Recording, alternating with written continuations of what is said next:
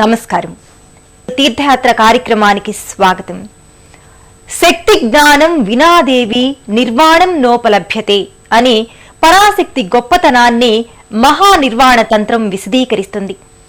ఆ తల్లి త్రిశక్తి స్వరూపం, అమ్మలకు అమ్మ.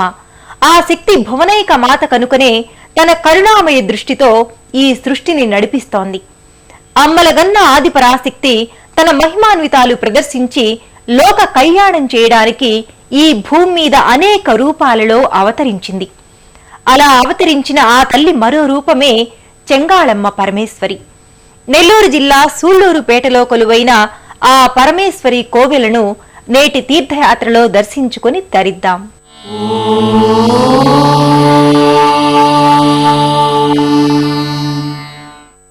రాష్ట్రంలో విశేషమైన పేరు ప్రఖ్యాతులు పొందిన శ్రీ చెంగాళమ్మ పరమేశ్వరి ఆలయం జాతీయ రహదారికి సమీపంలో ఉంది. అతి సుందరమైన అమ్మవారిని జాతీయ రహదారి నుంచే నేరుగా దర్శించుకునే సౌలభ్యం ఉన్న ఆలయమిది. శ్రీమాతా శ్రీ మహారాజ్ఞి శ్రీమత్ సింహాసనేశ్వరి చిదగ్నికుండ సంభూత దేవకార్య సముద్యత ఉద్యద్భాను సహస్రాభ చతుర్బాహు సమన్విత రాగస్వరూప పాసాఢ్య క్రోధాకారం కుశోజ్వల మనోరూపేక్షు కోదండ పంచతన్మాత్ర సాయిక నిజారుణ ప్రభాపుర మజద్బ్రహ్మాండ మండల. శక్తి జ్ఞానం వినాదేవి నిర్వాణం నోపలభ్యతే అని పరాశక్తి గొప్పతనాన్ని విశదీకరిస్తుంది మహానిర్వాణ తంత్రం. శక్తి లేనిదే జీవికి మనుగడ లేదు. ఆ పరాశక్తి తనని మాతృమూర్తిగా ఆరాధించే వారికి తన ప్రేమామృతాన్ని పంచి వారి యోగక్షేమాలను చూస్తూ ఎల్లవేళలా కాపాడుతుంది. ఆ శక్తి భువనైక మాత కనుకని ప్రపంచమంతా ఆయా దేశకాల పరిస్థితులను బట్టి ఆయా రూపాలలో ప్రకటితమై భక్తపాలన చేస్తోంది.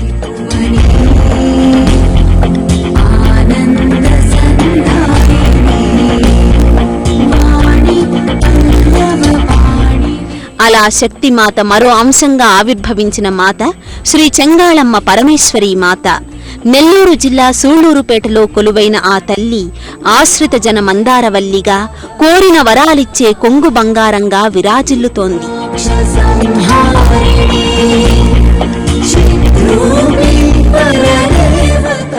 మహామహిమాన్వితమైన ఈ దివ్యధామం నెల్లూరు పట్టణానికి 80 కిలోమీటర్ల దూరంలో ఉంది. కాళంగి నదీమ తల్లి ఒడ్డున అలరారుతున్న ఈ దివ్యధామంలో కొలువైన శ్రీ చెంగాళమ్మ పరమేశ్వరి త్రిశక్తుల మేలు కలయికగా ఆవిర్భవించిందని ఇక్కడి స్థల పురాణాల ద్వారా అవగతమవుతోంది. సుమారు 400-500 సంవత్సరాల క్రితం కాళంగి నదిలో ఉద్భవించి చిన్న పూరిపాకలో దేవతగా కొలువైన శ్రీ చెంగాళమ్మ ఆలయ ప్రాభవం అరవభూమి చంద్రారెడ్డి అనే ధర్మకర్తతో ప్రారంభమయ్యింది. అయితే శ్రీ అరవభూమి వెంకురెడ్డి హయాంలో బహుళ ప్రాచుర్యం పొందిందని చారిత్రక ఆధారాల ద్వారా తెలుస్తోంది.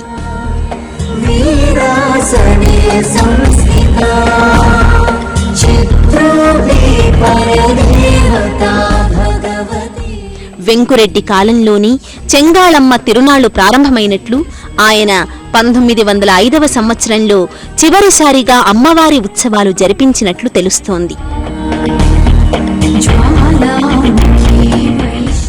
శ్రీ చెంగాళమ్మ దేవాలయ చరిత్రలో చెప్పుకోదగిన మార్పులకు శ్రీకారం చుట్టి ఆలయ అభివృద్ధికి కృషి చేసిన వ్యక్తి అరవభూమి రామచంద్రారెడ్డి.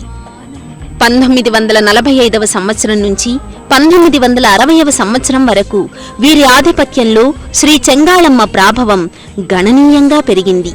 ఆ విధంగా అరవభూమి వంశస్థుల 5 తరాల అనంతరం వారి కుటుంబానికి చెందిన అరవభూమి రామచంద్రారెడ్డితో అంతమై దేవాదాయ శాఖ ఆధ్వర్యంలోకి వచ్చింది ఈ దేవాలయం.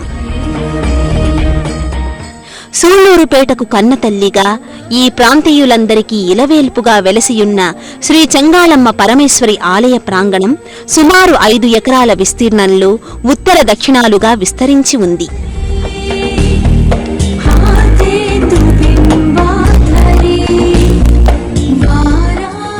తూర్పున నెర్రికాలువ, పడమరన కాళంగి నది ఈ కోవెల ప్రాంగణాన్ని తాకుతూ ప్రవహిస్తున్నాయి. జాతీయ రహదారిలో శ్రీ చెంగాళమ్మ గుడి వద్దకు చేరుకోగానే విజయద్వారం స్వాగతం పలుకుతుంది. ఈ విజయద్వారాన్ని దాటగానే ఉత్తర దిక్కున కోవెలలోని గర్భగుడిలో దేదీప్యమానమైన అమ్మవారి దివ్య దర్శనం కలుగుతుంది.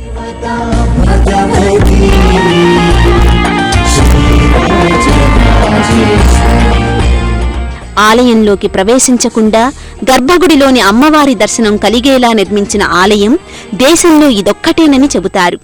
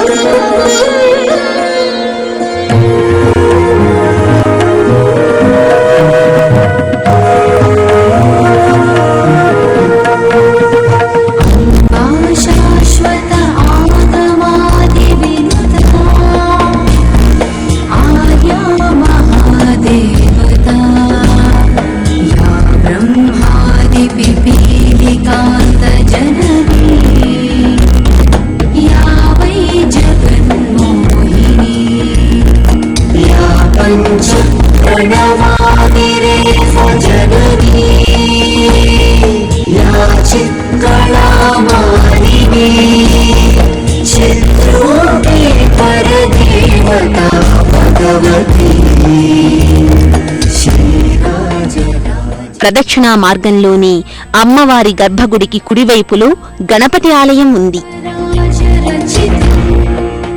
ఈ ఆలయంలో కొలువైన విఘ్ననాయకుణ్ణి భక్తులు మనసా వాచా కొలుస్తారు.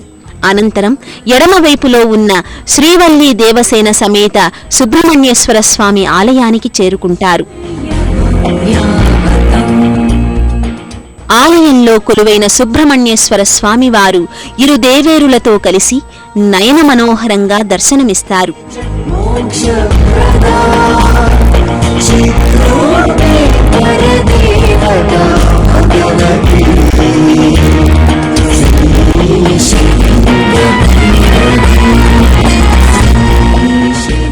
ఆ స్వామిని దర్శించుకున్న భక్తులు అనంతరం స్నపన మండపానికి చేరుకుంటారు.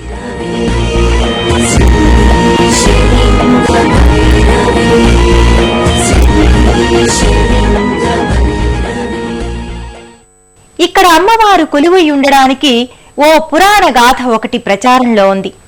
పూర్వం సూళ్లూరుపేటను శుభగిరి అని పిలిచేవారు. ఈ గ్రామానికి పడమరగా ప్రవహించే కాళంగి నది సమీపంలోని పచ్చిక బయళ్లలో పశువుల కాపర్లు పశువులను మేపుతారు. ఒకనాడు ఆహ్లాదకరమైన సాయం సంధ్యలో పశువుల కాపరులు కాళంగి నదిలో జలకాలాడుతుండగా ఓ సుడిగుండంలో ఇరుక్కుపోయాడట. ప్రమాదం సంభవిస్తున్న సమయంలో ఆ కాపరి భయంతో నీళ్లలో ఉన్న ఓ బండరాయిని గట్టిగా పట్టుకొని పైకి వచ్చాడట. అనంతరం తన్ను రక్షించిన ఆ శిలను బలంగా పట్టుకొని నది ఒడ్డుకు తీసుకుని రాగా అది బండరాయి కాదని ఓ స్త్రీమూర్తి విగ్రహంగా గమనించాడట. అష్టభుజాలతో వివిధ రకాలైన ఆయుధాలను ధరించి వామపాదం కింద ఒక రాక్షసుణ్ణి తొక్కిపట్టి చేతిలోని త్రిశూలంతో పొడిచి చంపుతున్న భంగిమలో ఉన్న మూర్తిని చూసి పశువుల కాపరులు వెంటనే ఈ విషయం గ్రామ పెద్దలకు చెప్పారట. గ్రామ పెద్దలు ఆ విగ్రహాన్ని చూసి గుడి కట్టించాలని నిర్ణయించుకున్నారట. ఆ రాత్రికి ఆ విగ్రహం దక్షిణాభిముఖంగా లేచి నిలబడిందట. మరునాడు ఇది గమనించిన ఊరి జనం ఆ విగ్రహాన్ని బండ్లలో ఎక్కించుకుని వెళ్లే ప్రయత్నం చేయగా ఫలించలేదట. ఆ రాత్రి ఆ ఊరి పెద్దల్లో ఒకరైన రెడ్డి గారికి ఓ స్త్రీమూర్తి కలలో కనిపించి తాను అక్కడ కొలువైన దేవతనని తనకు గుడి కట్టి ఆరాధించమని చెప్పిందట. ఆ తల్లి చెప్పినట్లుగానే గ్రామస్తులు తడికలతో గుడిని నిర్మించి పూజలు చేశారట. అమ్మవారిని కాళికగా సంభావిస్తూ ఆరాధించారట.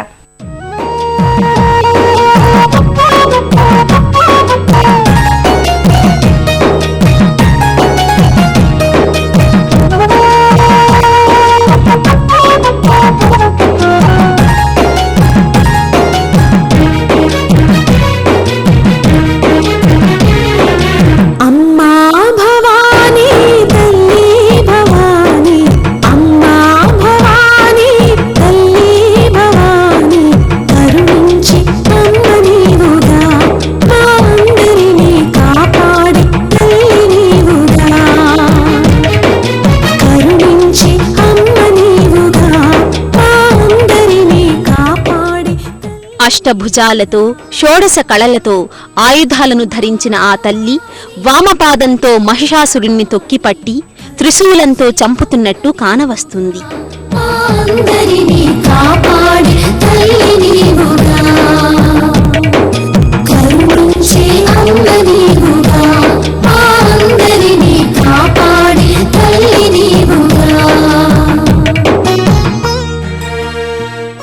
దుష్ట సంహారిణి అయిన దుర్గా భవాని సంతానార్థులకు సంతానలక్ష్మిలా కానవస్తుంది. భయార్థులకు ధైర్యలక్ష్మిలా గోచరించి ఆత్మస్థైర్యాన్ని నింపుతుంది. ముత్తైదువులకు పసుపు కుంకుమలొసగే సౌభాగ్యలక్ష్మిలా దర్శనమిస్తుంది. దివ్యాభరణాలతో మెడలో మంగళసూత్రంతో నుదుటిన మెరిసే కుంకుమ రేఖతో పెద్ద ముత్తైదువులా కానవస్తుంది.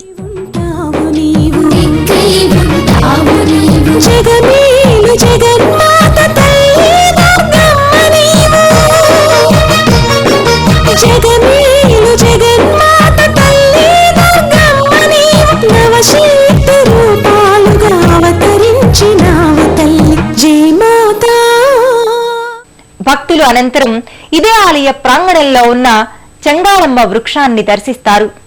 వివిధ దేవతామూర్తుల ముఖాకృతిలో ఉన్న ఈ వృక్షం అత్యంత మహిమాన్వితమైనది. అమ్మవారి ఆలయ ప్రాంగణంలో ఈశాన్య భాగాన భక్తులకు శ్రీ చెంగాళమ్మ వృక్షం కానవస్తుంది. మహిమాన్వితమైన ఈ దివ్య వృక్షాన్ని అమ్మవారికి ప్రతిరూపంగా భావిస్తారు.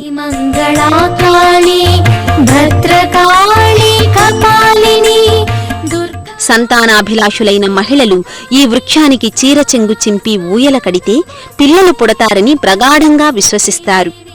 మహిమాన్వితమైన ఈ వృక్షరాజం ఒకప్పుడు అగ్ని ప్రమాదానికి గురై కాలిపోయిందని, అయితే అమ్మవారి లీలా విశేష ఫలితంగా ఈ వృక్షం మళ్లీ చిగురించుకుని దేవతా వృక్షంగా ఖ్యాతినార్జించిందని చెబుతారు.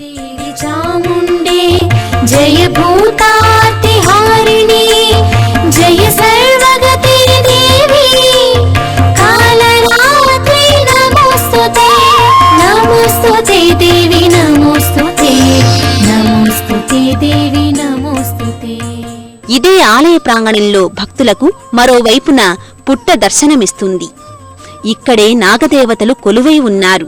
పుట్ట చుట్టూ ప్రదక్షిణలు చేసి ముడుపులు కట్టుకుంటే సత్సంతాన ప్రాప్తి కలుగుతుందని, సౌభాగ్య సిద్ధి కలుగుతుందని మహిళా భక్తులు నమ్ముతారు. ఆ కారణంగా ఈ ప్రాంగణం నిరంతరం మహిళా భక్తుల పూజలతో సందడిగా ఉంటుంది. నమోస్తుతే దేవి నమోస్తుతే.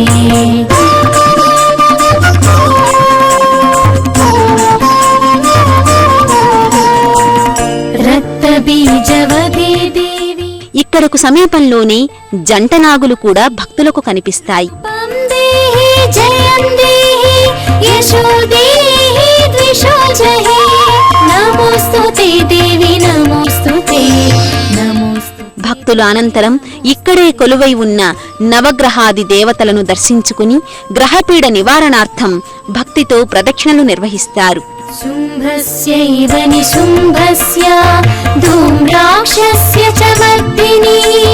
రూపం దేహి జయం దేహి యశో దేహి ద్విషో జహి. నమోస్తుతే దేవి నమోస్తుతే నమోస్తుతే దేవి నమోస్తుతే. ఆలయంలో మరో ప్రక్కన కోనేరు ఉంది. ఆలయ ప్రాంగణంలోనే ఇంకో వైపున అభయాంజనేయ స్వామి కొలువై ఉన్నారు. భాగ్యదాయిని రూపం దేహి జయం దేహి యశో దేహి. శ్రీ చెంగాళమ్మ వారికి ఏటా చేసే తిరునాళ్లు శ్రీ చెంగాళమ్మ తిరునాళ్లుగా జాతరగా ప్రఖ్యాతిగాంచాయి. ఇక్కడ ఈ ఆలయంలో అమ్మవారికి ప్రాతకాలంలోనే పూజా విధులన్నింటినీ పూర్తి చేస్తారు. ఇక్కడ అమ్మవారి యొక్క ప్రత్యేకత ఏమిటంటే ఈ అమ్మవారి గుడి 24 గంటలు ఓపెన్ చేసే ఉంటుంది. ముఖ్యంగా అమ్మవారి గుడికి అసలు తలుపులు అనేవే లేవన్నమాట. ఈవన్నీ ఇంతకుముందు దక్షిణ కాళి అని పిలుచుకుంటుండేవారు. అమ్మవారు దక్షిణముఖంగా ఉంటుంది కాబట్టి ఈవని దక్షిణ కాళి అని పిలుచుతూ ఉండేవాళ్ళు. అది కాలక్రమేణా తమిళ్లో కూడా ఎక్కువగా మనకి తమిళనాడు నుంచి ఎక్కువ భక్తులు వస్తూ ఉంటారు. వాళ్ళు అమ్మవారిని తెన్కాళి అనే విధంగా పిలుచుకుంటుంటారు. తమిళ్లో తెన్కాళి అంటే దక్షిణ కాళి అని పేరు. దాని అలా కాలక్రమేణా తెన్కాళి కాస్త చెంగాళిగా పిలుస్తూ వచ్చి చెంగాళమ్మ పరమేశ్వరి అనే ఒక నామధేయం ఇక్కడ ఏర్పడింది.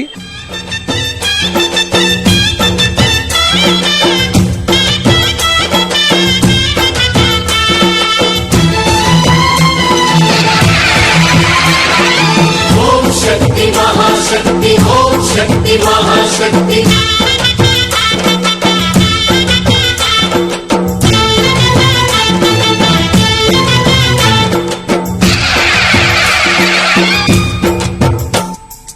అమ్మా భవాని లోకాల నేలే ఓంకార రూపమమ్మా తల్లిని మహిమల్ని చూ.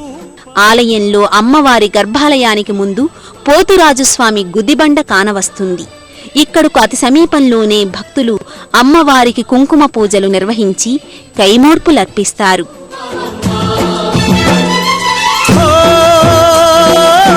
సృష్టికే దీపమా శక్తికే మూలమా సింహరథమే నీదమ్మా అమ్మ దుర్గమ్మ భక్తులను దీవించుమా.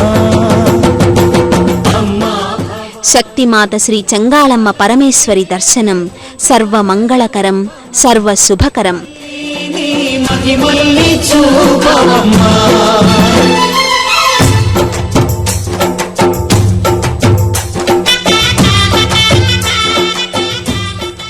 జిల్లా ప్రధాన కేంద్రమైన నెల్లూరు నుంచి చెన్నై వెళ్లే మార్గంలో గూడూరు నాయుడుపేట్ల మీదుగా ఈ సూళ్లూరుపేట చెంగాళ్ పరమేశ్వరి ఆలయానికి భక్తులు వివిధ వాహనాల ద్వారా చేరుకుంటారు. ఆది పరాశక్తికి మరో రూపం శ్రీ చెంగాళమ్మ పరమేశ్వరి.